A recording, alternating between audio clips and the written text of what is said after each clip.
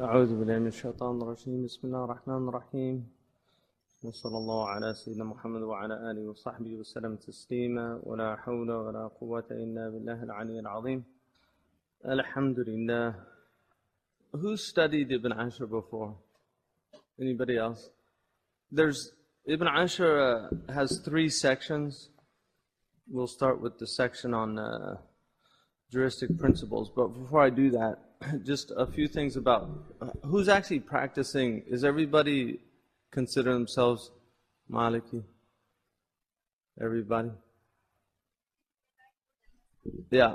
Okay, good. Okay, so I'll talk a little bit first about the madhabs, and then particularly Malik's madhab, and what the distinctive qualities of his madhab are.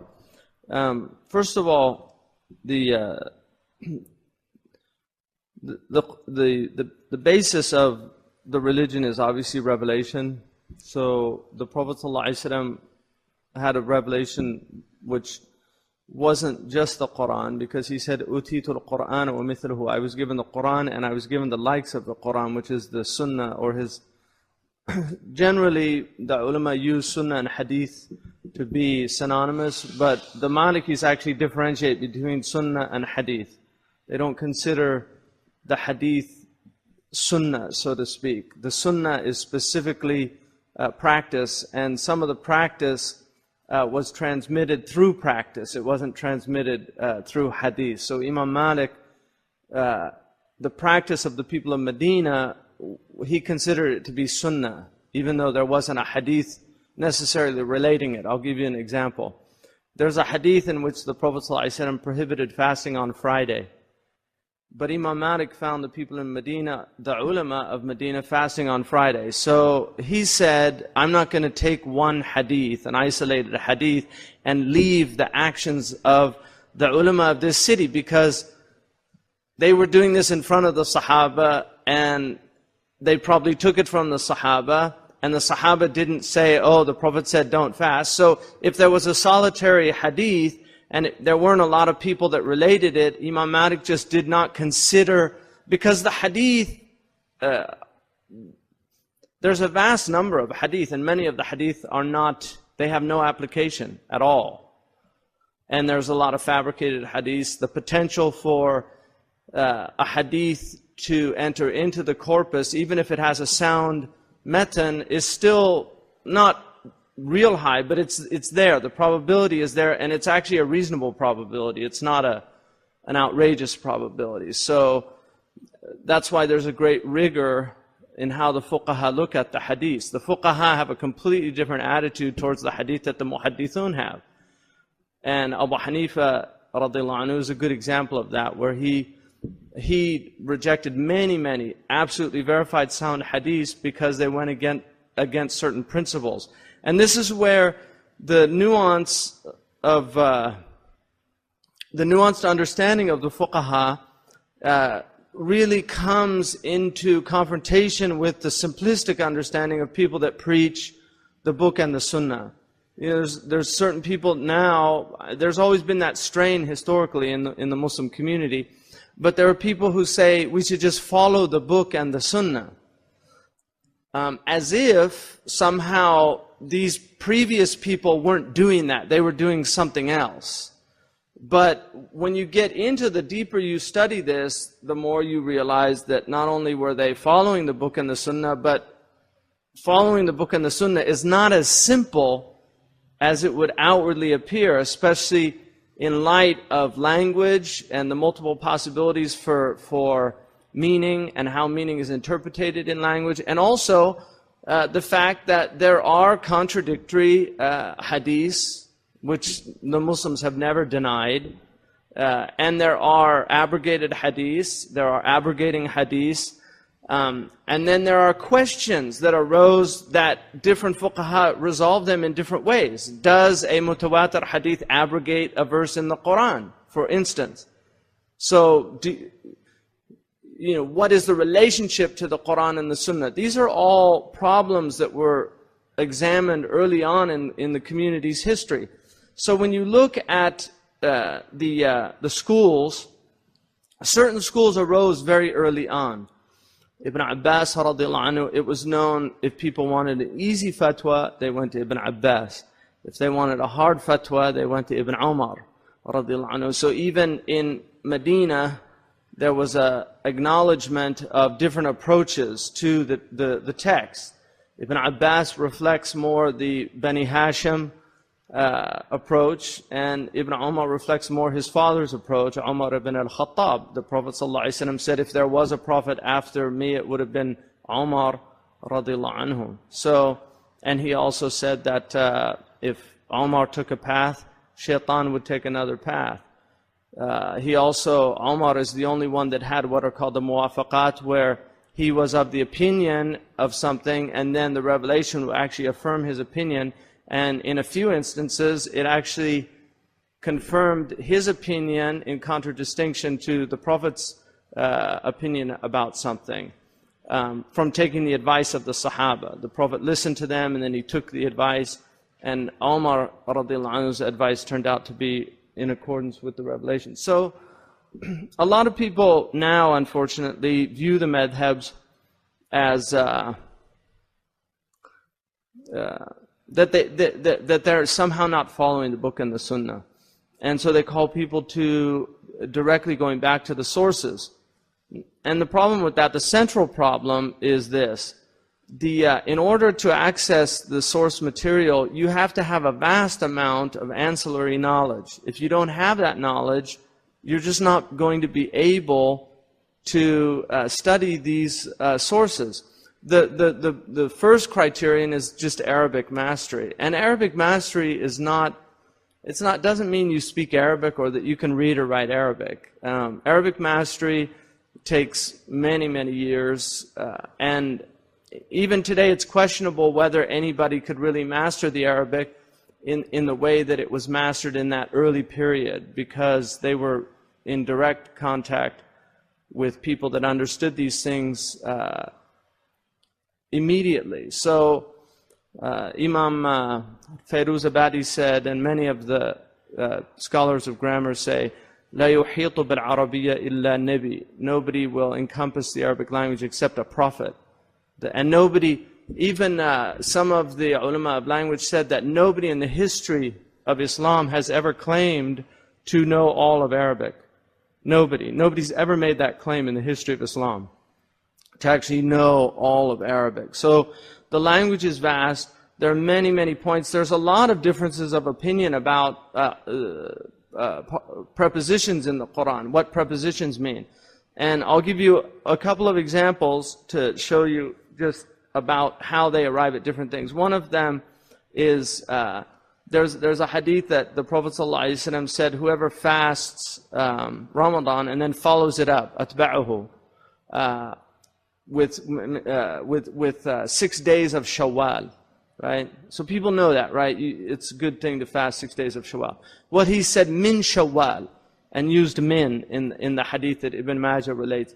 And that hadith is one of the hadiths that's used by the fuqaha. But Imam Shafi'i understood the min to be min at-tab'id, because there's a type of min, like akaltu min al-khubz, I ate from the bread. So it means akaltu ba'dan min al-khubz, I ate some of the bread. That's min. There's also min al-ibtida or min al-bayan. There are different types of min in language. So like you say, nunazziru min al-Quran. In the Quran it says nunazziru min al-Quran. That's min, means the whole Quran. It's just a min yubayyinu. Madi yunazziru minhu, like that. It just clarifies what's being revealed. So the min there is actually a type of min that you could just take it out and you'll still have the meaning. Nunazzil al-Quran.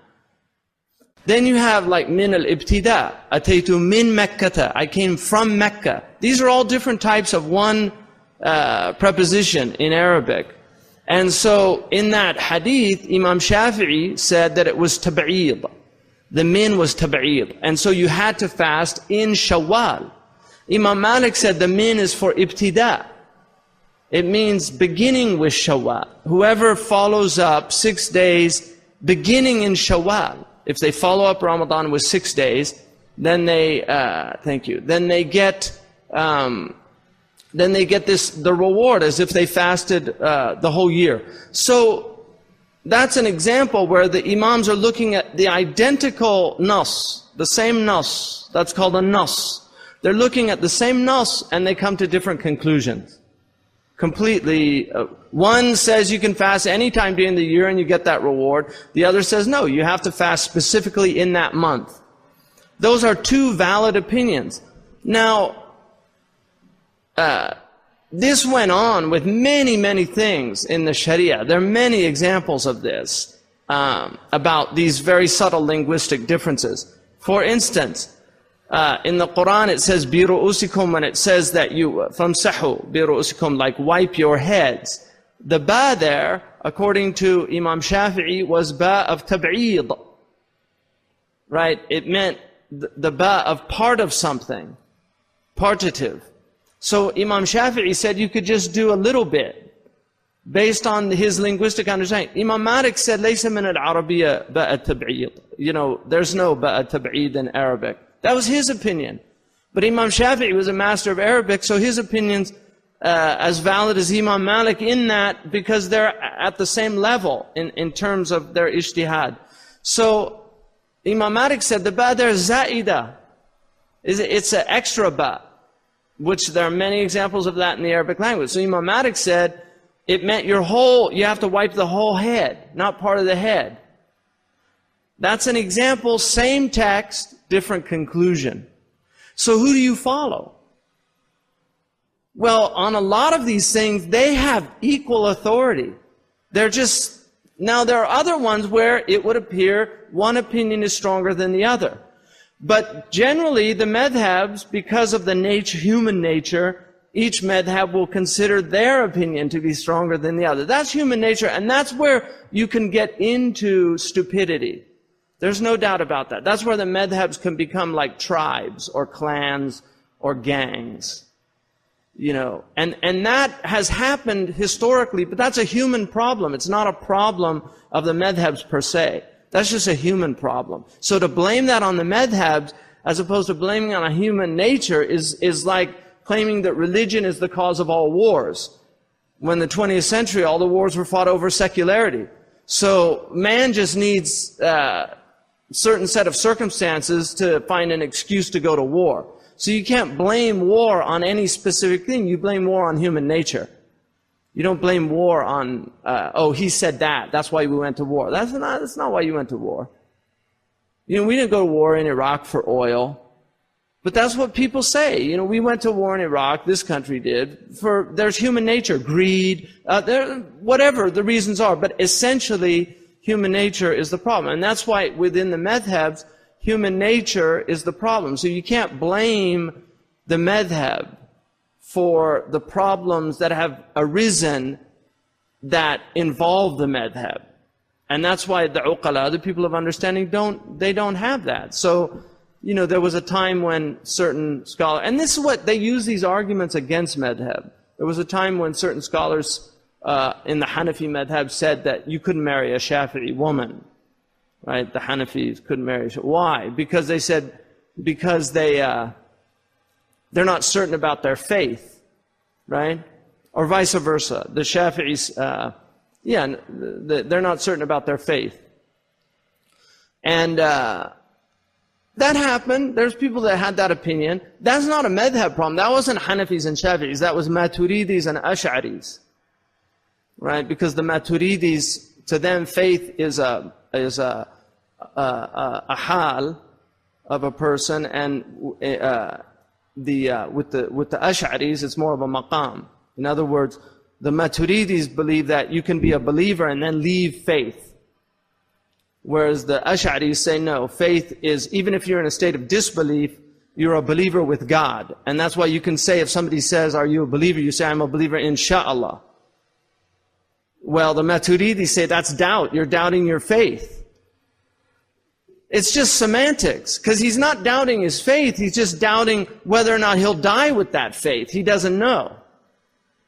But the Maturidis say, no, you have to say you're a believer, and you know you're a believer, because if you have doubt in your faith, That's an example of mediocre ulama fighting over a semantic issue and creating problem. Is that a problem of Maturidis, Ash'aris? No, it's a problem of just excuses to fight.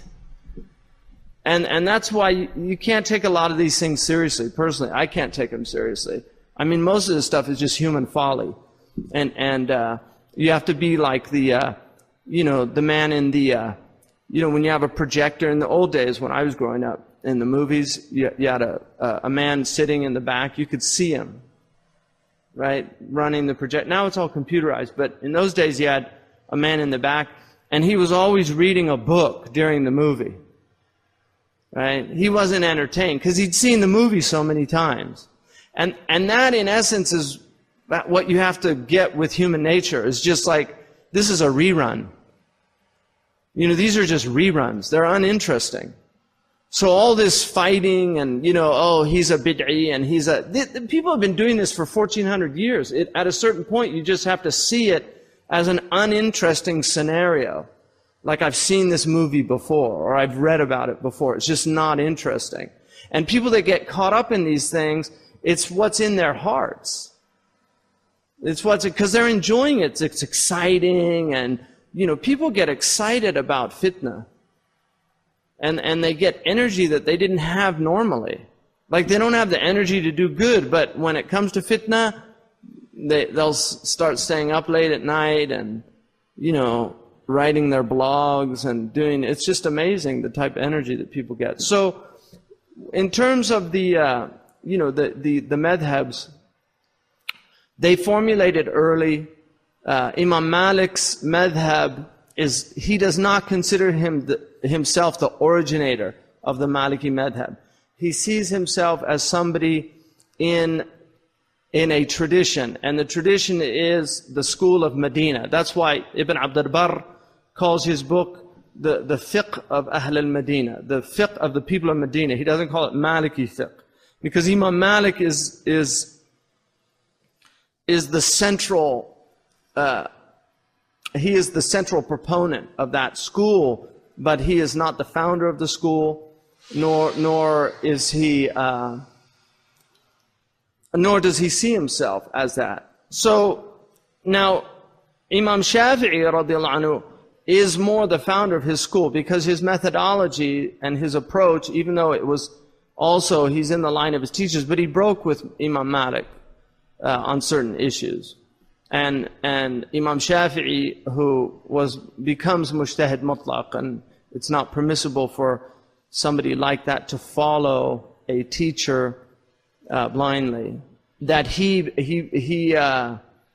develops an usul, and he has certain opinions that are different from Imam Malik's opinion. Abu Hanifa radiallahu anhu was also in another school in Iraq.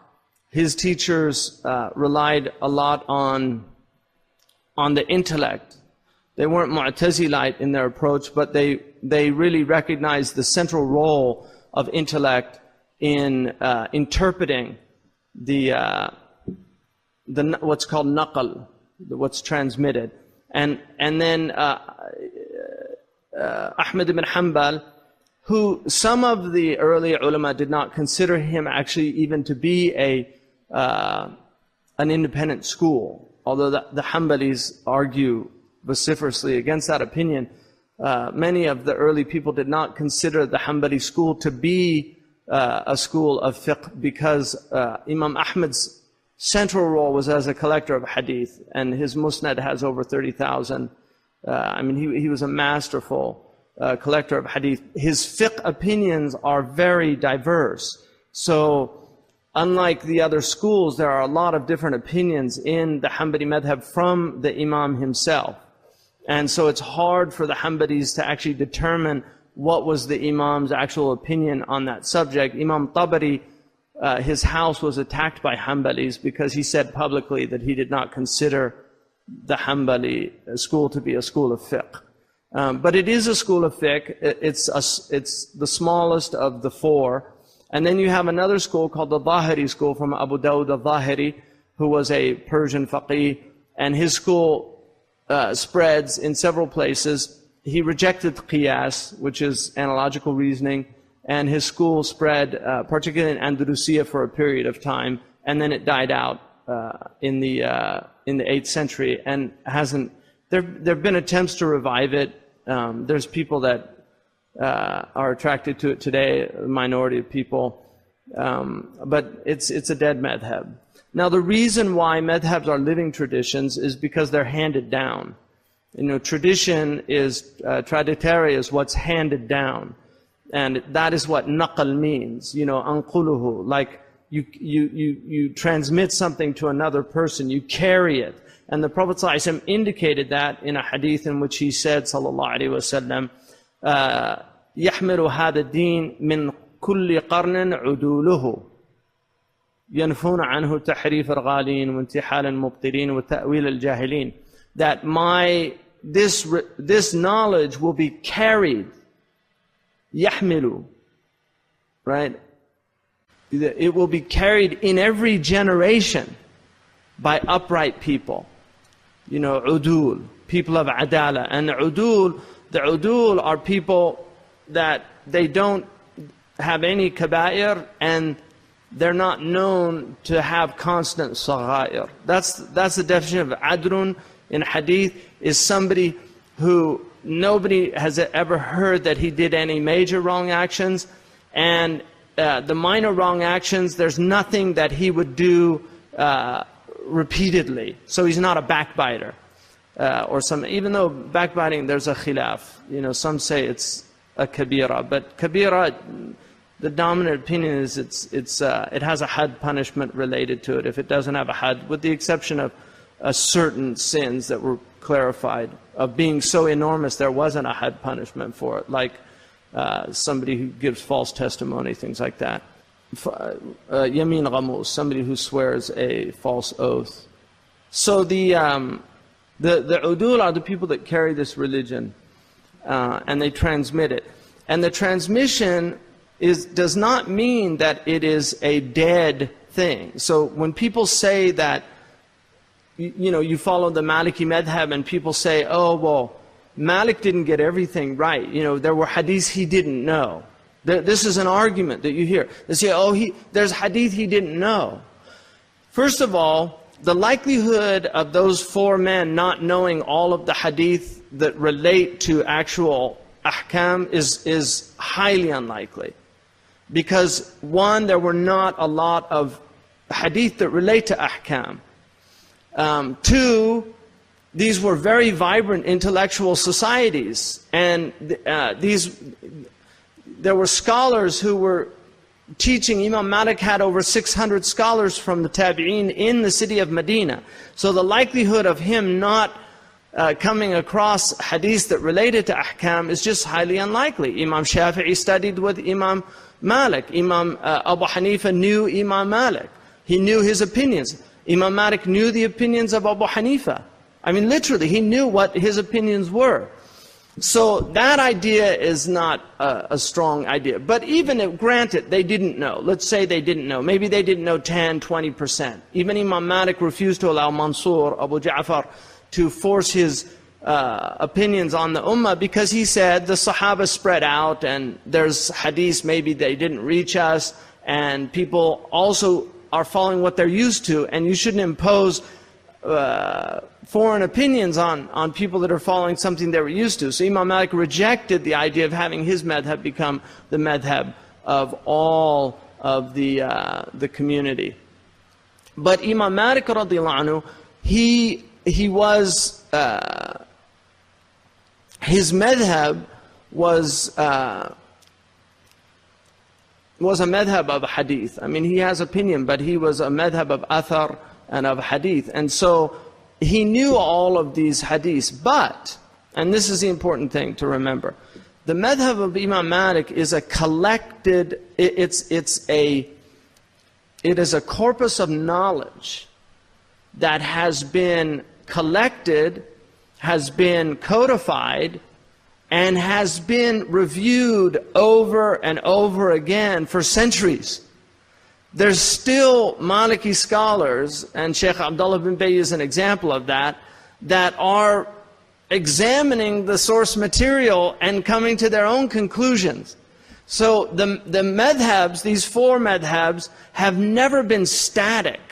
They've never been, when you say you follow the Maliki madhab, it doesn't mean you follow Malik on every opinion. There are opinions in his madhab that go against what his opinion was. There are opinions in the Hanafi madhab that go against the opinion of Abu Hanifa.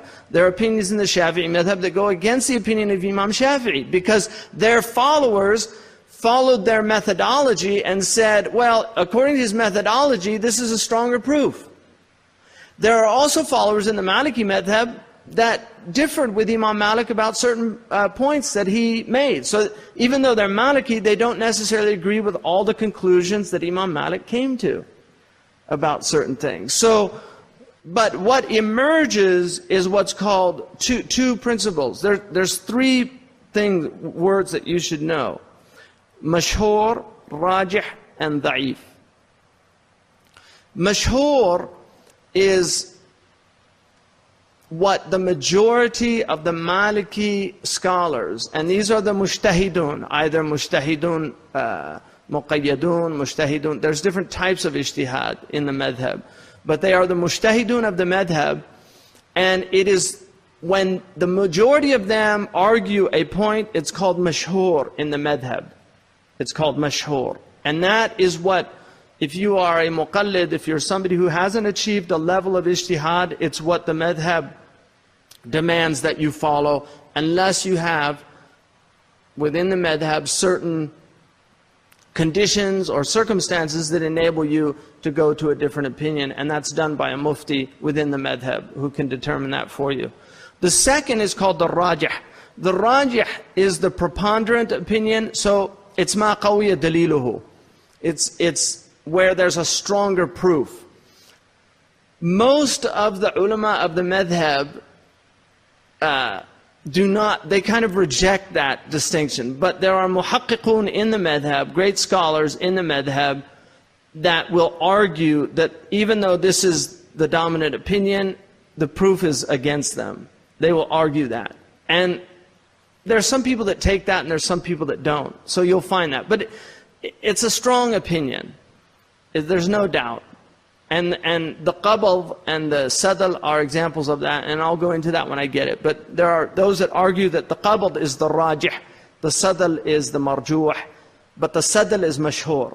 The sadal is the dominant opinion.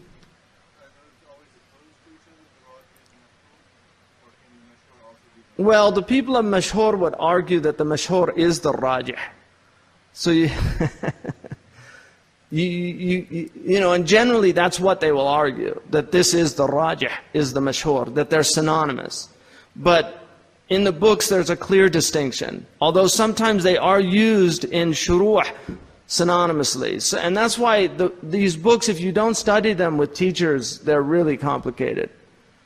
They really are. If you haven't, especially the technical terminology and especially masters, I mean, it's the best is to take from the masters, but you know, it's tayammum suffices when you don't have water. So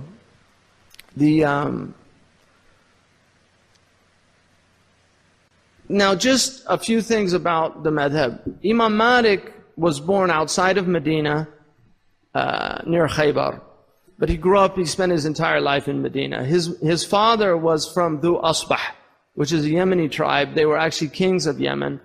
Some people claim that he was from the Mawali of Dhu Asbah, but he rejected it, and his grandfather clearly states that they were from Dhu Asbah.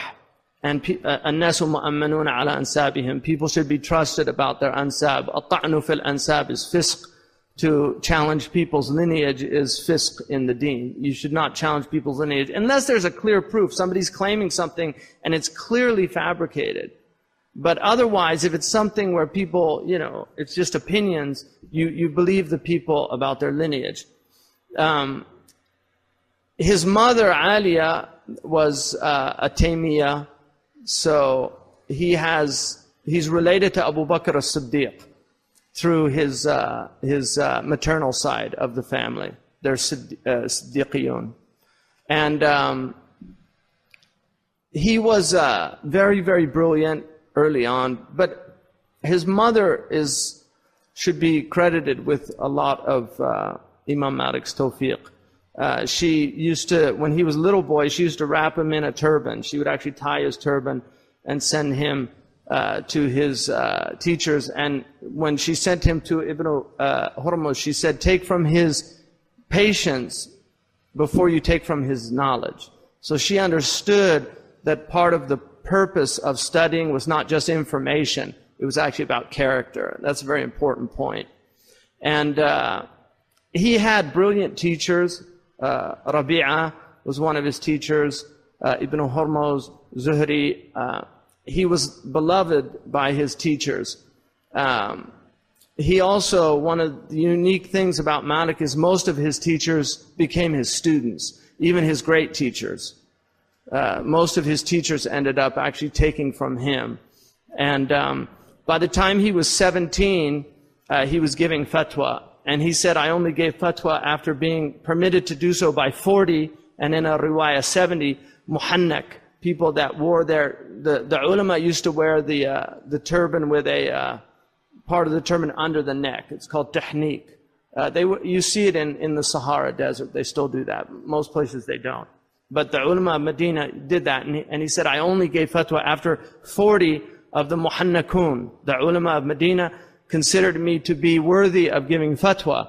And he gave fatwa until he was almost 90 years old. So Imam Malik's opinions change over time, and that is why you will find different opinions throughout his history, because he was learning in knowledge, and as you increase in knowledge, you change your views about things. He was blessed at having a very long life. They said about Imam Shafi'i that it was fortunate for the other madhabs that he didn't have a long life, because had he had a long life, there wouldn't be other madhabs left. You know, he was so brilliant. He died when he was 54 years old. And his madhab, interestingly enough, because of Imam Nawawi, has very little diverse opinion. The Hanafi and the Maliki madhabs have a lot of diverse opinions.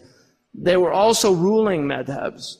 Both the Hanafi and the Maliki madhab have had the most number of states that their madhabs actually were the legal mechanism of the state. And for that reason, because of the nature of running a state, you have a lot of diverse opinions in the madhabs. The Hanbali madhab, the current Saudi Arabia, thank you. Saudi Arabia is the first real Hanbali dawla. And they really haven't had a dawla before that. And the Shafi'i, obviously Yemen and southern India and a few other places, they've had power also. But the Malikis had all of Africa, and for a period of time, Imam Malik's madhab was the madhab of the Arabian Peninsula, including the Najd. Najd used to be Maliki. The eastern part of Arabia was all Maliki. Bahrain was Maliki. The Emirates now is still Maliki. Qatar is part Maliki, part Hanbali. Kuwait is officially Maliki because that was originally Maliki. There was a large portion of Malikis in Iraq before the Abbasid Caliph, because the Hanafi madhab became the official madhab of the state. So a lot of people switched to the Hanafi madhab. And you will see there was a study done at Harvard that showed that during the early period, the Maliki madhab was the dominant madhab, but because of state power, people began to convert to the Hanafi madhab to get jobs. And that's why you will find in the books of Fiqh that they prohibit converting to another madhab to get a job, because that was obviously something that happened at the time. But his madhab was in Khurasan also. It was in India. There were Malikis in India. There were Malikis in Iran, and that became Hanafi land, and the Maliki madhab died out. And then it moved west into Andalusia. And the great Maliki countries are really Egypt, which is the dominant Maliki school. Now it's limited to the Sa'id. But in the early period, the great Maliki scholars were from Egypt proper, down in Alexandria and in Al-Qahira. So the Maliki school, the dominant opinion of the school is the Egyptian school. And after that, you'll have the Moroccans have strong opinions, the Tunisians and the Andalusians, and the Iraqis also. But generally, when we say the mashhur of the madhab, we're talking about the Egyptian school. Yeah, there is. I mean, the Sahnun, Imam Sahnun, there's 4 major books in the Maliki madhab, the Wadiha, the Utbiyah, the Mudawwana, Al-Wadiha, wal-Mawaziyah. Those are the 4 major. Al-Asadiyya becomes the Mudawwana. The Asadiyya was Asad ibn al-Furat, was a qadi who studied with Imam Malik, and he wrote a book which has Malik's opinions called the Asadiyya. Imam Sahnun took the Asadiyya and revised it and corrected things. And then he showed it to Ibn al-Qasim, who was very happy with it. And when Asad ibn al-Furat was shown the book, he said, why do you need that when you have my book? And the Malikis generally, even though he was a great man, they generally say that that's the reason why he just didn't get the tawfiq that Imam Sahnun did. Because, and it's a very human thing to do. He obviously put a lot of work in his book, and it's always depressing when somebody outdoes you at something that you've put a lot of work into. So that happened, and but the Mudawwana of Imam Sahnun is the book now that the madhab relies on. That book is been printed in 4 or 5 volumes. It used to be memorized. So the last person that I know that memorized, not personally, but I know of, that memorized it was Ibn Khaldun. Ibn Khaldun was the qadi of the Malikis in Egypt in the 14th century, but it's important to note, even though he memorized the whole Mudawwana, he wasn't considered a major player in the Maliki madhab. He doesn't have an opinion in the books of the Malikis. So that shows you that rote memorization was, even though he was a genius also, but rote memorization and knowing the madhab did not mean that you necessarily had an opinion in the madhab. So now the Mudawwana then is abridged into the Tahdhib of al-Baradi'i, and that becomes the dominant book that's used. And then that was abridged again by Ibn Habib, and then Khalil ibn Ishaq abridges that book. And the abridgment of Khalil ibn Ishaq, for some reason or another, becomes the dominant book of the madhab. He abridges it, and it just, that's what everybody in the Maliki school started studying after him. And he was an Egyptian, and then his book was abridged by another scholar, Abu Barakat al-Dardir, and this is the first volume of that abridgment and his commentary on it. But he abridged the Aqrab al-Masalik, which is written 200 years ago. So the madhab becomes abridgments of abridgments of abridgments. Now Ibn Ashir, who was a student of, not a direct student, but he was a master of Khalil, and he taught Khalil. Ibn Ashir took the mashhur in the 5 pillars, and he abridged this book. And this book is usually the second book that people in the madhab study now. If you're in the Eastern world, they study the Ashmawiyah, which is an Egyptian Sudanese text. If you're in the Africa west of Sudan, you study Al-Akhdari as a first text, generally. And then Ibn Ashir as a second text.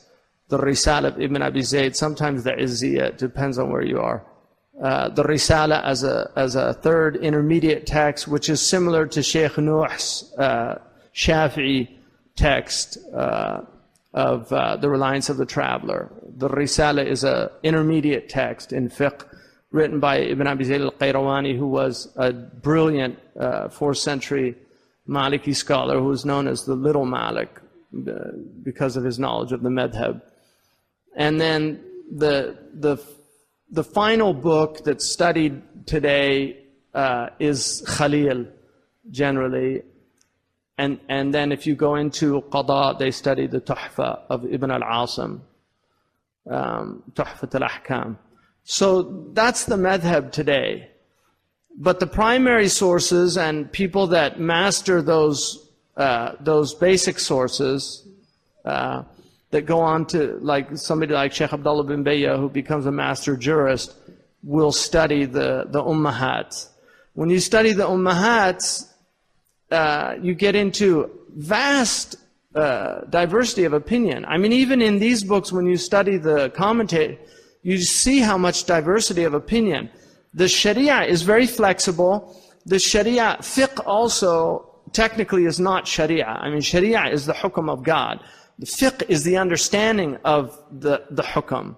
So Allah says something, and then how people understand it is what becomes fiqh. That's why the Prophet ﷺ said, "Man yuridillahu bihi khayran yufaqihu fid din." The one that God wants good for, He will give him understanding of the deen. So the deen is the sharia. But having understanding of that is another thing. So some people have good understanding, some people have mediocre understanding, some people have poor understanding. And you'll find all of that in the permutations of the fuqaha. You have ridiculous opinions that show up, and you'll read them and you'll say, that is completely insane. But it's an opinion, and it's mentioned in the books. And then you will have brilliant, just amazing opinions that you can't believe, how did he think of that? How did they derive that ruling? So you're going to get that whole spectrum of opinion. And then the tarjih is the ability to choose the best. الَّذِينَ يَسْتَمِعُونَ الْقَوْلَ فَيَتَّبِعُونَ أَحْسَنَ. Those who listen to things and they follow the best of it. And that's basically what the madhabs have done. It's tahdhib. They have over the time chosen what they believe to be the best understandings from all of these great scholars that lived, and their opinions become codified and they become the madhab. So it's important to note that even though we believe these are ahkam and we believe that they fall under the categories, it's still human understanding. And the early community did not say halal and haram with fiqh. That becomes a later, the later ulama used those terms in fiqh. The early community did not. Imam Malik did not use halal and haram. Unless he had a nas sarih that something was haram, he didn't say halal or haram. They used to ask him questions, he'd say, la yu'jibuni, I don't like that. Or akrahu dhalika.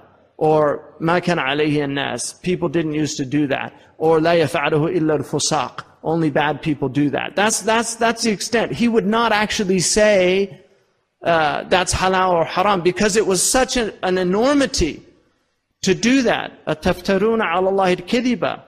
تَصِفُوا أَلْسِنَتكُمْ الْكَذِبَ هَذَا حَلَالٌ وَهَذَا حَرَامٌ لِتَفْتَرُوا عَلَى اللَّهِ الْكَذِبَ. You describe with your tongues lies, saying this is halal and this is haram. And you're lying about God, because if God didn't say it, you have no authority to say it. The later ulama, and part of the reason for this, it's understandable, and we have to live with it, but part of the reason for this is because in the early period, people were very educated, and there was a high level of sophistication in the community. As time went, and they were also aware of all the diversity of opinion, but as time passed, and these madhabs began to be geographical, so you were living in a place where it was all Malikis, well, you don't want to tell people, in the opinion of Imam Malik, the hukum is this. Oh, you mean there's another opinion? And it creates confusion in common people, because the ulama just want to tell them, look, here's the hukum, because they're asking, what does God say about this? Well, if I have to explain to you, this isn't really what God says, but this is what we think God says about this situation. For people that, common people, they're going to get confused. And so the ulama chose to go that route of saying, this is the hukum. It's haram to do that. Even though it might be haram only in your madhab. Now, unfortunately or fortunately, we're not Times have changed. You know, there's a lot more literacy. There's people that can read for themselves. You can Google now. And I don't say that facetiously. I mean, people can look up, amazing what, look up rulings online and there's some really accurate information. There's also inaccurate information. There's a lot of nutty stuff, but people are, generally, it's a little harder to get them to swallow that pill or to drink the Kool-Aid of the madhab these days. But this is our deen, and this is if you take it away, you unravel something very precious, and you'll find yourself naked and shivering in the cold without it. So this idea of just disregarding this stuff is insanity as far as I'm concerned. On the other hand, the idea of taking this as written in stone, which to me is traditionalism. It's not tradition, it's traditionalism. To take this stuff as written in stone is also dangerous. And you can't do that to people, because humans, by the very nature of life on earth, need flexibility.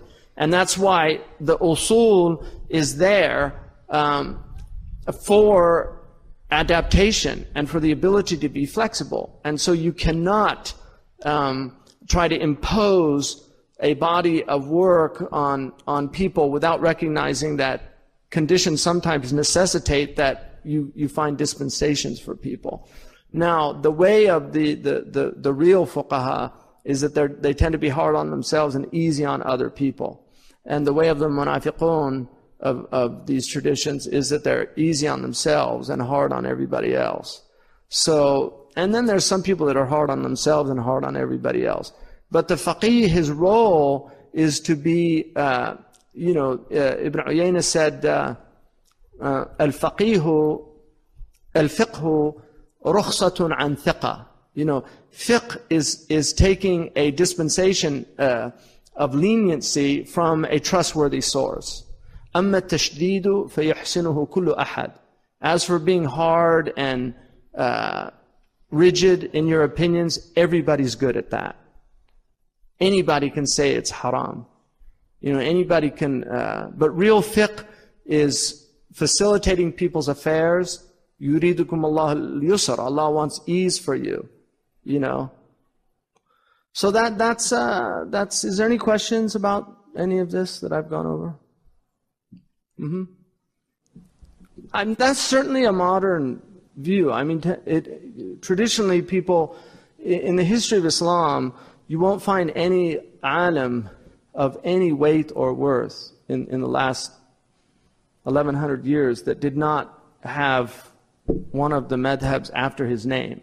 Imam Nawawi al-Shafi'i, Imam al-Qurtubi al-Maliki, Qadi Iyad al-Maliki, Ibn Hajar al-Asqalani al-Shafi'i, Imam al-Tahawi al-Hanafi. I mean, they all followed the madhab. So that has been the tradition. Now, I once asked one of my teachers about a saying that's common, madhabul ammi man yuftihi.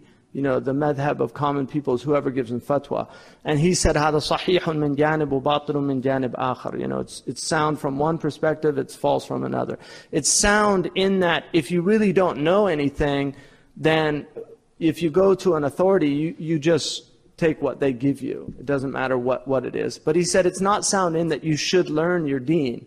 And the way that you learn your deen is through these texts. If you want to reinvent the wheel, it's very hard to do that. I mean, if you say, like, I'm going to follow Salat al-Nabi ka'annaka tarahu, the prayer of the Prophet as if you see it, which was written by an Albanian Syrian scholar, Nasiruddin al-Albani, wrote a book called The Prayer of the Prophet as if you see it. Now, the idea there is somehow that Imam Malik's prayer was not the prayer of the Prophet, or Imam Hanafi's prayer was not the prayer, but Imam Malik, one of his primary teachers was Nafi', who was the freed slave of Ibn Umar. And Ibn Umar, of all of the Sahaba, is noted to follow the Sunnah more than any other Sahabi. So if Malik's primary teacher took directly from Ibn Umar, who saw the Prophet pray, didn't Malik know how the Prophet prayed? I mean, So if you're going to follow Nasiruddin al-Albani, what you have to understand is you're following his tarjihat. He's picking for you the hadiths that he thinks are the soundest hadith. So you're really following Nasiruddin al-Albani. You're not following the Prophet ﷺ. You're following him in that he's taking from the hadith, but you're taking from his understanding.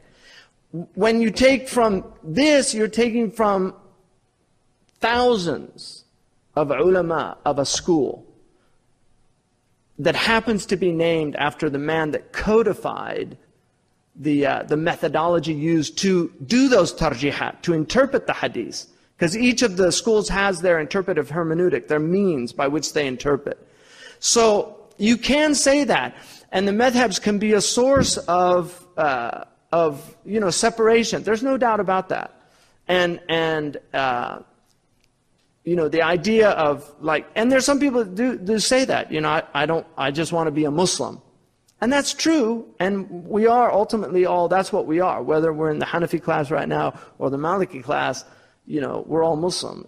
Imam Zayd's one of my closest friends, and he's Shafi'i. It never even comes up. We never even discuss. He might ask me, or I might ask him on occasion, what's the Shafi'i opinion about something, or what's the Maliki opinion. But it's just not an issue. And that's what I was saying. You have to be like the man in the projection room. You can't take the melodrama that people make of this stuff seriously. But I will say there is an opinion, and it is a valid opinion, of what's called talfiq, which is to choose from the different madhabs. You can take different opinions. The ulama stipulate that you not take the easy opinions of the madhabs, because your religion will disappear. In the Hanafi madhab, a woman can marry herself without a wali. In the Maliki madhab, you don't need shuhud for a marriage contract to be valid.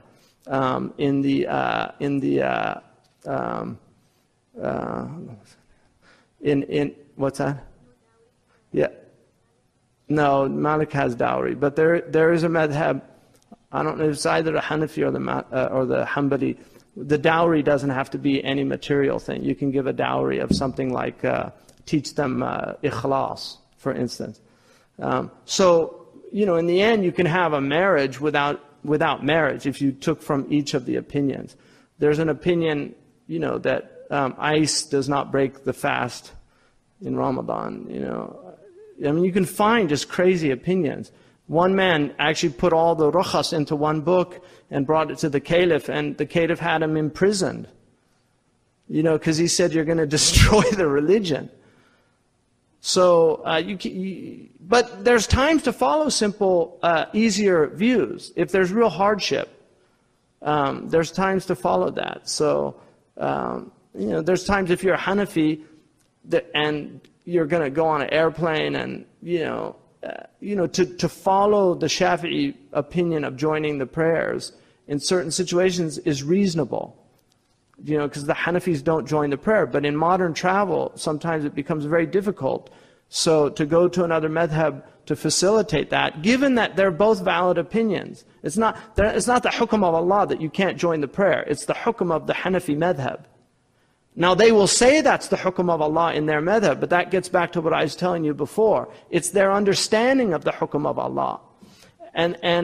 So, I would argue that, and this is, I'm not arguing, but this is what I was taught, and it makes sense to me, that you should study a madhab in your basic deen, because you need to fast, and you need rules of fasting, and the madhab provides those rules in a very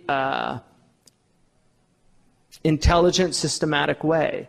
And you need to pay your zakat. Now there's differences of opinion in the madhabs about these things, and I think I covered very briefly why those differences exist, because of language, because of interpretation. It's not because they didn't know the dalils. Trust me, that argument is absolutely, it's a false argument that some people put forward, but it is not true.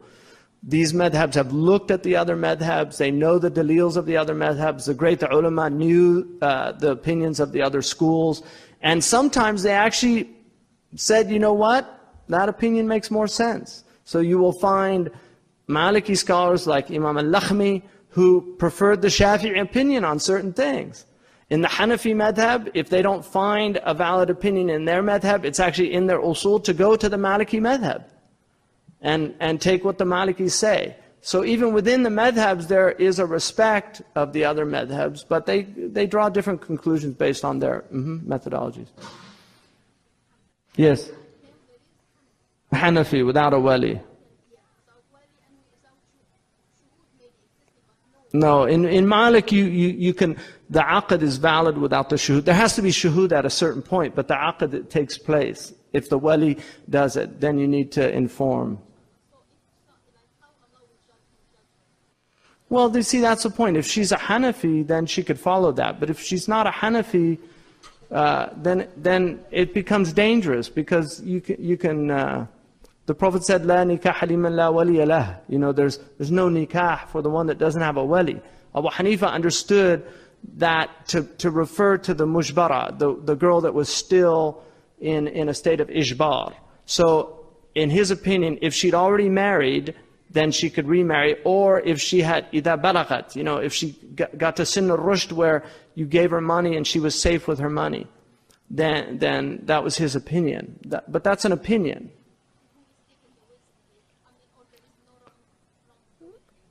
No, there's no wizard. Why would there be wizard? I mean, it's a valid opinion. Well, and then khuruj an al-khilaf is mustahab. To get out of khilaf is mustahab. So the Hanafis don't encourage that. It's an opinion, and it's a valid opinion, but they don't encourage that. You know, in normal circumstances, there should be a wali. In certain excruciating circumstances, then it would be a permissible thing for a woman to do. But generally, she should have a wali.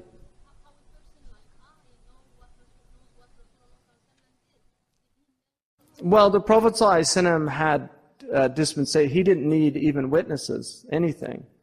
The Prophet had his dispensations in marriage. One woman, his marriage was just to put his cloak around her.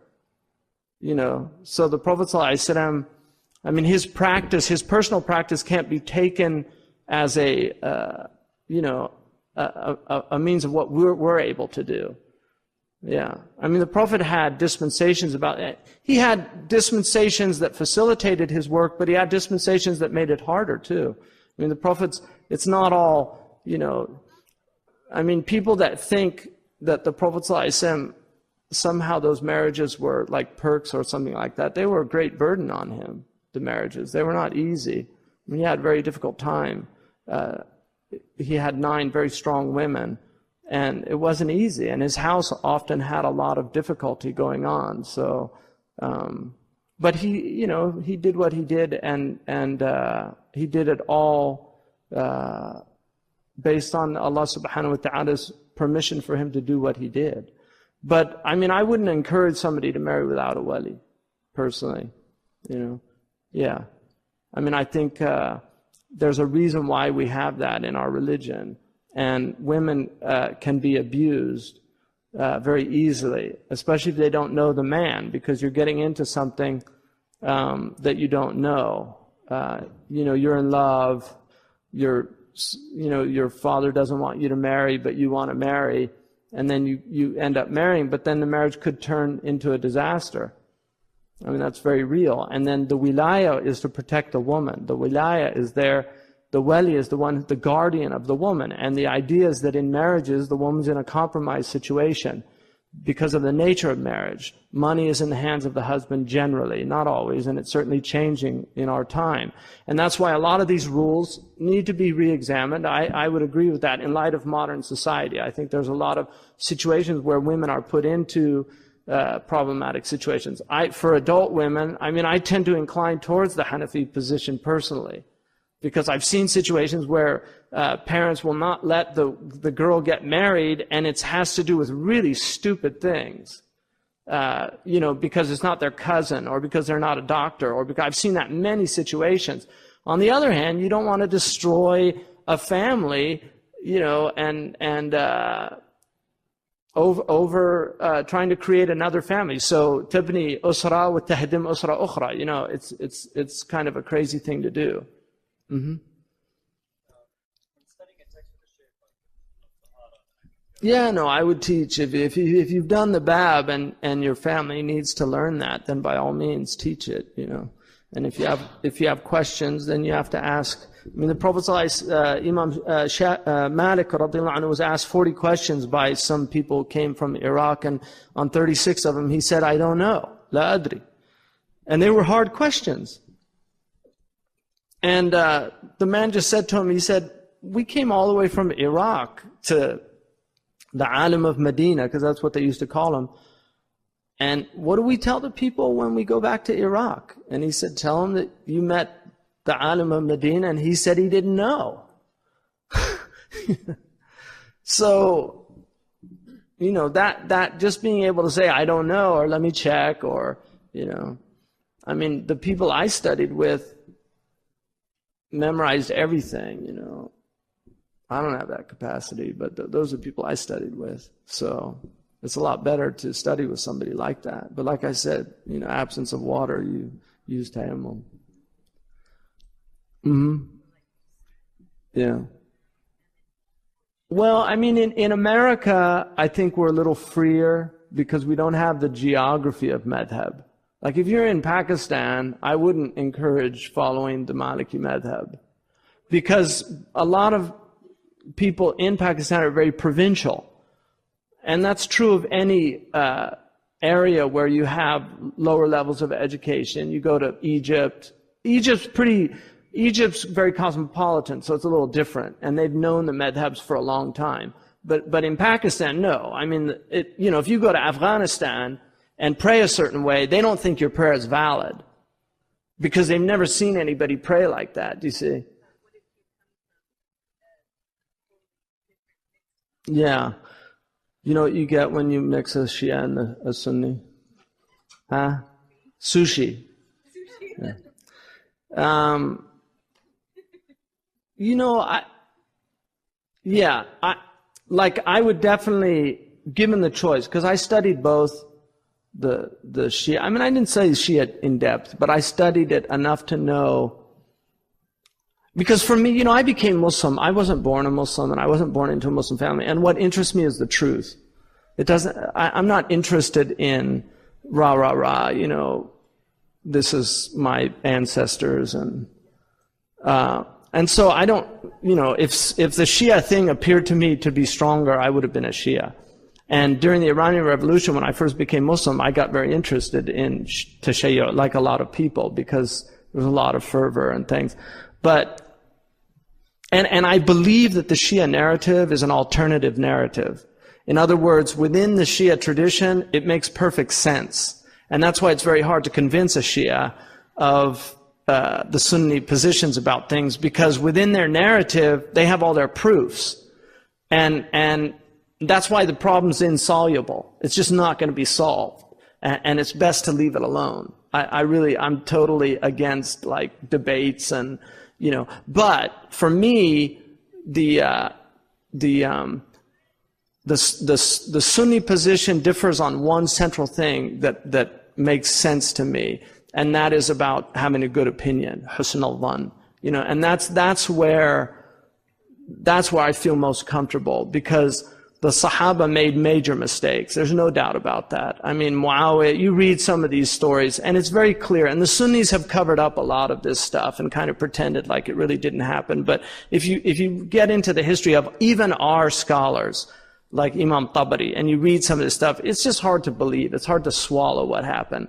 But in the end of the day, the Sunni position is husn al-dhann. You know, these people were going to have, that their intentions were not malevolent. You know, they were humans. They were behaving like humans, but their intentions were not malevolent.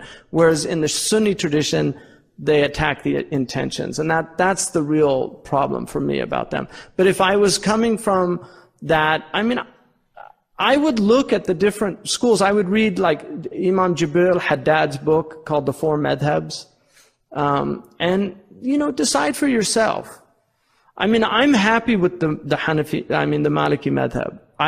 In ibadat, to me, it's the strongest madhab. I believe that. And I don't believe that out of ta'assub, because there are positions in the other madhabs that I prefer. But in ibadat, I don't see there's any stronger madhab, because if you study the methodology of Malik, it just makes sense that his ibadat are the strongest. I mean, the famous story of when they debated about how much was the sa', you know, one of the Hanafi scholars disagreed with Imam Malik, and the governor in Medina was there, and they were discussing this issue. And Imam Malik just said to somebody, go get so-and-so and tell him to bring his sa'. And so he went and he brought the sa', you know.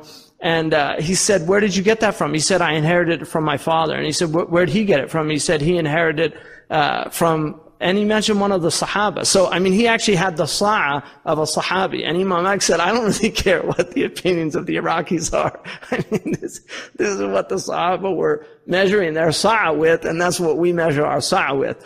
Somebody once asked him about the adhan in Medina, because in Medina you do Allahu Akbar 2 times, only 2 times, not 4. And then Ashhadu an la ilaha illallah, Ashhadu Muhammad Rasulullah, Ashhadu an la ilaha illallah, Ashhadu Muhammad Rasulullah, Ashhadu Muhammad. And then you do a tarji', you go back and say Ashhadu an la ilaha illallah, Ashhadu. So you do the shahada 4 times. So they asked Imam Malik about Mecca. He said, I don't care what they do in Mecca.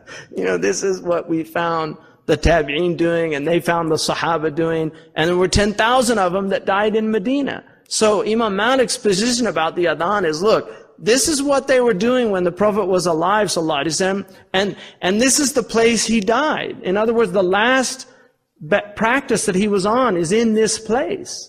And so that was his view of things, and to me, it makes a lot of sense.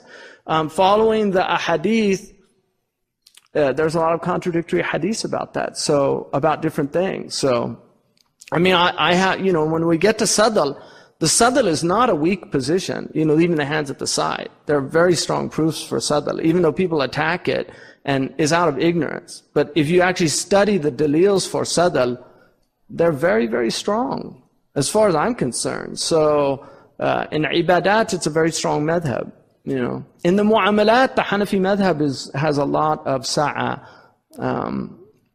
that is very appealing, especially to modern people. I mean, there's certain things in the Hanafi madhab that I prefer. You know, Imam Abu Hanifa had musawat between Muslims and non-Muslims in diya and in qatl and things, and that makes more sense to me. But I'm a modern person, you know, equality and those things. I was brainwashed with that stuff, so. That makes more sense than this idea that if a non-Muslim kills a Muslim, he's killed, but if a Muslim kills a non-Muslim, he's not killed. It doesn't make sense to me. Well, I mean, I think for us, the majority, what we have to focus on more is ibadat. The hukm of Islam has been gone for a long time, and it's not coming back. You know, it's just not. And it's a illusion for people to believe that, because the hadiths are very clear that Islam yurfa, you know, Islam gets taken away from people. The Prophet ﷺ said, لَا يَنْقَضِيَنَّ عُرُى الْإِسْلَامِ عُرْوَةً عُرْوَةً. The Islam is going to go knot by knot, you know, like a rope that you go up to the heaven, it'll go knot by knot. And he said, كُلُّ مَا تَنْقَضِي عُرْوَةٌ يَتَشَبَّثَ النَّاسِ بِالَّتِي تَلِيهَا. Every time one knot goes, people cling to the one that follows it, holding on to the rope of Islam. And so you're up at the top, but the knots start going, and you're descending, so you get lower and lower. It's a beautiful metaphor. And then he said, فَأَوَّلُهَا نَقْضًا الْحُكْمُ. You know, the first thing that goes is governance. وَأَخِرُهَا الصَّلَاةِ. And the last thing to go is the prayer. So, we still have a reasonable amount of the deen, but we should be focusing on what we have, not what we've lost.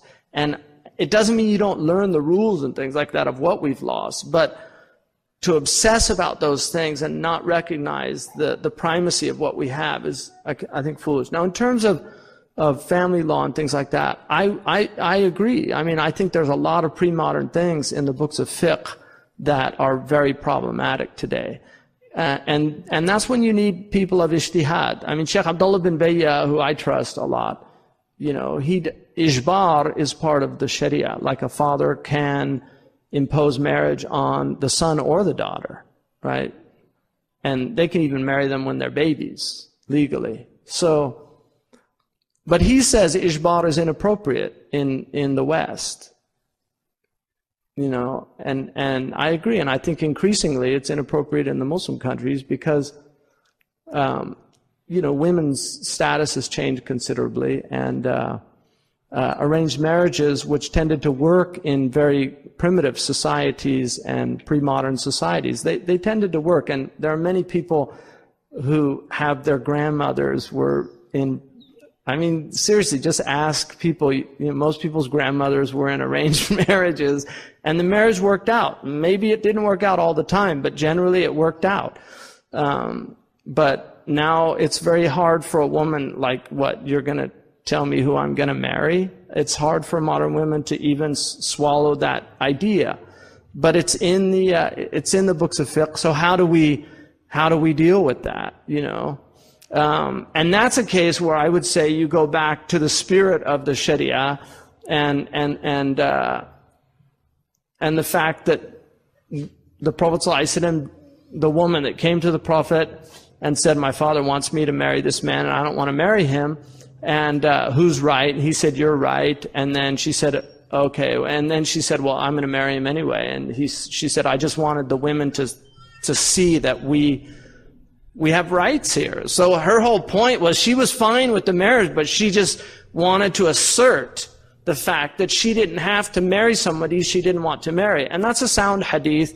And to me, that is more in line with the spirit of the law. So I think the ijbar aspect, which is in the madhab, I'm not going to say it's not a valid opinion. It's the mashhur of the madhab. But for my own daughter, I wouldn't practice that personally.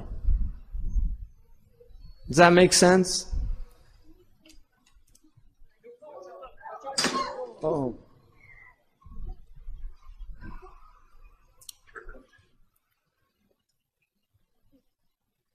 Are you all right? Are you okay? Alhamdulillah.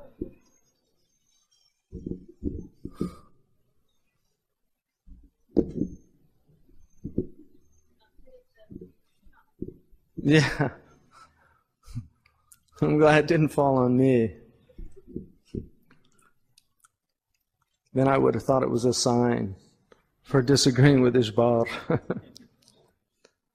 Anyway, any other questions?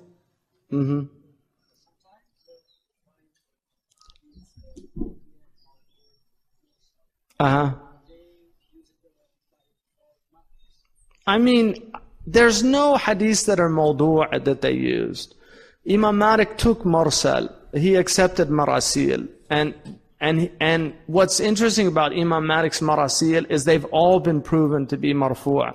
Every single hadith that he took that was mursal has been proven to be marfu' by his school. So it's not really an issue anymore. Imam Shafi'i only took mursal from Ibn Musayyib. So these are khilaf issues. Ahmed ibn Hanbal didn't take the mursal. No, he took the mursal. So, but generally the hadiths that they took were, they've been proven to be marfu'. Because the marasil of Sa'id ibn Musayyib and Ikrimah and other, of the early scholars, they were thiqat. One of the things Sahaba, people say, Abu Huraira relates almost 3,000 hadiths and he was only with the Prophet for less than 2 years. How's that possible? And Abu Huraira didn't just take hadith from the Prophet ﷺ. He took hadith from other Sahaba. That was his job. He was a hadith collector. And so he took hadith from other Sahaba, but he didn't mention them. That's why sometimes he'll say, I heard the Prophet say. Other times he'll say, the Prophet said. And he won't say, I heard the Prophet. Because he didn't hear it from the Prophet ﷺ. He heard it from another Sahaba. But the Sahaba are all udul. So they don't have to mention, if they heard it from another Sahabi, that I heard it from, Amr ibn al-As or something. No, they don't have to say that. Because if Amr ibn al-As said it, he's trustworthy in his statement of the Sahaba. One of the hadiths the Prophet repeated more than any other hadith was, "Man kadaba alayya muta'ammidan falyatabawwa maq'adahu min an-nar." Whoever lies about me intentionally, he should take his seat in hell. He mentioned that hadith more than any other hadith. It's mutawatir with dozens of riwayat in each generation. So the Prophet made it very clear, sallallahu alaihi wasallam, that to lie about him, you were going to hell. And that's why Sahaba didn't do that. There's mawdu'at in the literature. I mean, there's no doubt about that. And then there's mawdu'at that they'll mention after it, like Allahumma salli ala Sayyidina Muhammad. I mean, I'll give you an example. Man arafa nafsahu faqad arafa rabbuhu. Whoever knows his self knows his Lord. That is related as a hadith and is quoted in a lot of the books, especially the people of tasawwuf. And some of the ulama wrote books on that one hadith. That hadith generally is a statement of Yahya ibn Ma'in. I mean, that's where it comes from. But Ibn Arabi, who wrote a text on it, Ibn Hajar and others considered him from the Huffaz. I mean, he was considered a hafidh of hadith. Generally, when the Huffaz mention a hadith, they have some basis for it. And that's why, like Imam al-Ghazali was not a muhaddith. So if he mentions a hadith, it's not of the same caliber as somebody like Ibn Abd al-Barr.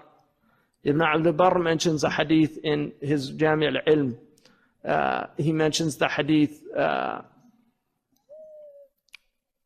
اطلب العلم ولو في الصين, seek knowledge even unto China. Now that hadith, a lot of people said it's a fabricated hadith. Ibn Abd al-Barr, the fact that he mentions that hadith, وَلَا يُعَلَّقَ عَلَيْهِ, and he mentions it as a hadith, gives it weight. So there's hadiths that are given weight by the person that narrates the hadith, whether or not he gives you the chain or not. If he doesn't, إِذَا لَمْ يُعَلَّقَ عَلَيْهِ, if he doesn't say فِيهِ نَظَرْ or qila or ruya, or gives you some kind of what they call sighat al-du'af. So, but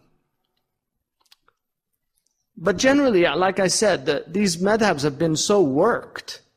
I mean, they've just been plowed by the ulama. So you're not going to find fabricated hadiths, them basing ahkam on fabricated hadith. And one of the beauties of the madhab is the people of taqwa are the ones that, there's fabricated hadiths about sadal. Qadi Iyad mentions them in the Tartib al-Madarik. And he says, this man was obviously trying to support his madhab and having a good opinion of his imams, but this isn't the way you prove your point, by fabricating a hadith. So they rejected the hadith. I mean, it would have been very convenient just to bring a hadith about khalq al-Quran for when they were arguing that the mushaf was makhluq. But every time they tried to, the muhaddithun would say it's a false hadith.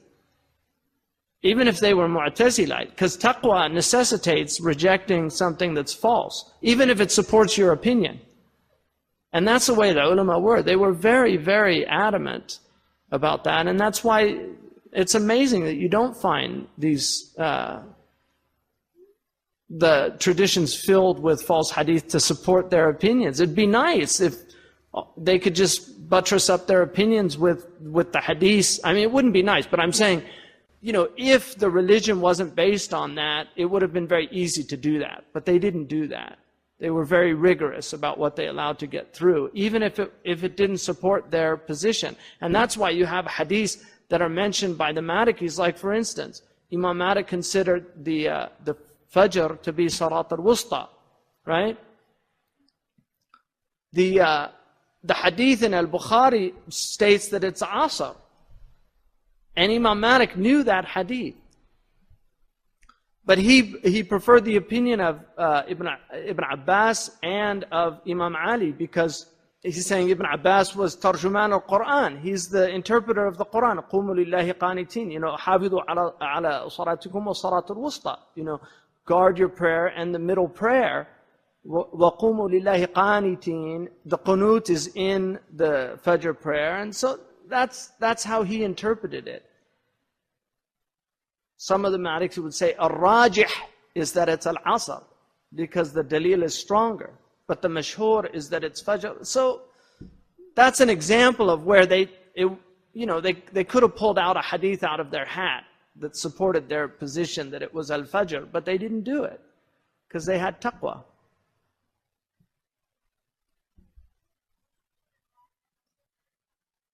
da'if.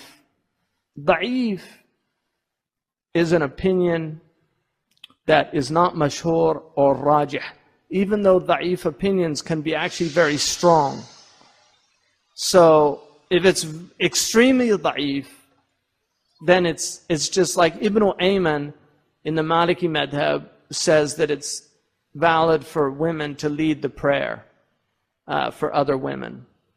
That's his opinion in the Maliki madhab. Ibn Wahb is of the opinion that you can join prayers before you leave your house. So if you're going on a journey and you know you're going to, you're leaving at Dhuhr time and you're going to be traveling during Asr time, even though you haven't left your house yet, he was of the opinion that you could join your prayer. That's not mashhur. It's a da'if opinion in the madhab.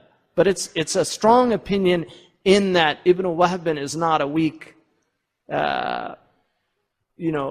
his opinions are weighty in the madhab, but it's weak in that it's not considered mashhur or practiced.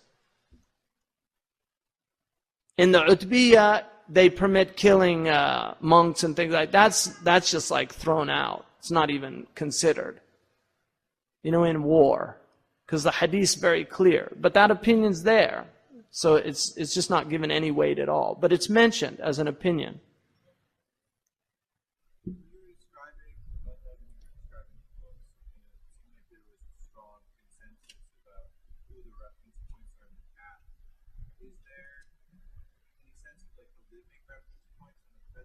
Right.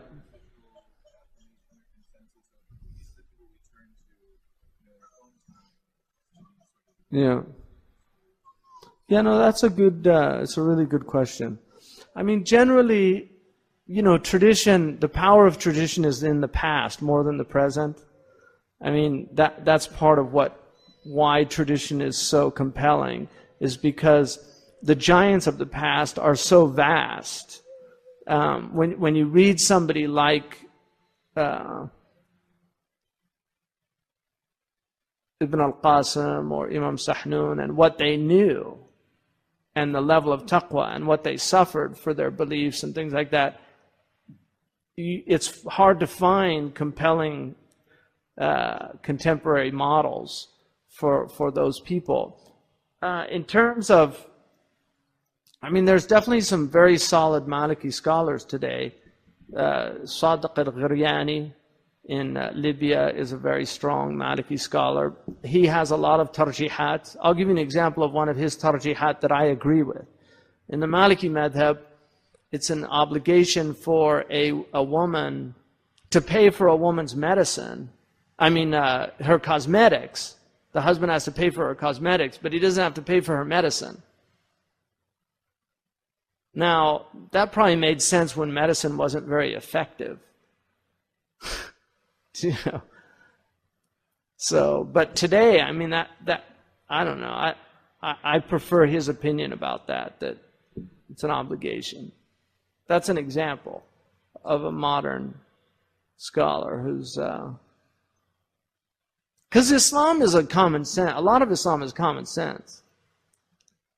And sometimes when you see something so against common sense, but you have to have an ability to, a certain level of knowledge before you can really determine that. Shaykh Abdullah bin Bayya is a master of usul, and he's, I trust his opinions. And he has a lot of opinions that my other teachers in Mauritania don't agree with at all. So Mauritanians are extremely strong in guarding the mashhur of the madhab. Unlike Shaykh Abdullah bin Bayya, the traditionalists amongst them tend to be they're just opposed to going against the mashhur. Marabt al-Hajj would say, A'udhu billah. That's how strong it is with him. And like I said, there's a preservation of deen in that, because once you open up that door, it's a slippery slope. You literally can end up without your religion before you know it. So there's a reason why they made that door so narrow. It wasn't just because they were narrow-minded.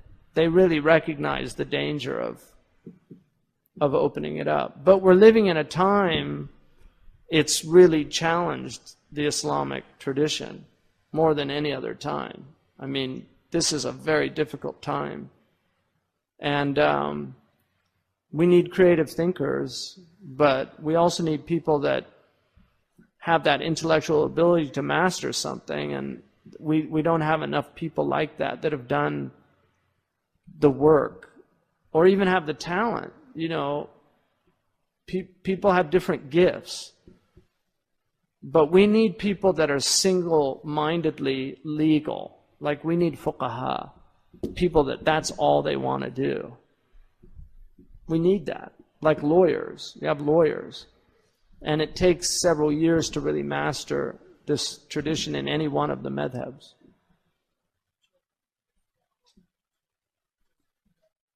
If the parents are of different madhab,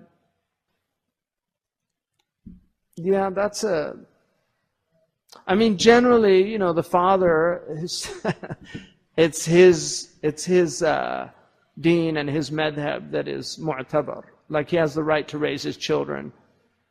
So if she's a Jewish woman, you know, I'm talking about madhab as well. By qiyas, you know, it's the father has the right to determine the education of the child, religious education. So if he sees fit that he wants them to be raised.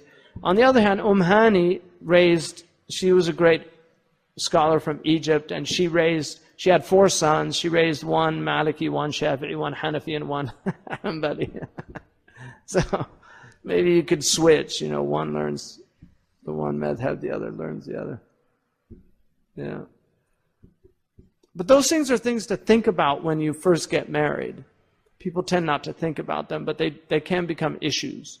And women their madhabs are respected by the other madhabs. So if a woman gets married, she has the right to determine her rights from within her madhab. So in the Maliki madhab, she doesn't have khidma batina, for instance. You know, she doesn't have to serve inside the house. If she's a sharifa, and that is, she has 2 out of the 4 criteria for marriage. So if that's the case, you know, she doesn't have to do dishes or cook or. So if she marries somebody from the Hanafi madhab where she does have khidma batina, she can say, I'm Maliki and you do the dishes if you want them done, you know. And he's supposed to respect that. Mm-hmm. What's that? Well, and that's an opinion. I mean, that is an opinion about Salat al-Wusta. It's not like ulama didn't think of that. And that's why whatever you think of, it's already been thought of. Yeah, once you read the books, whatever you think of, you'll find, I've thought I'm so clever, and then I find out, you know, that somebody thought of that before me.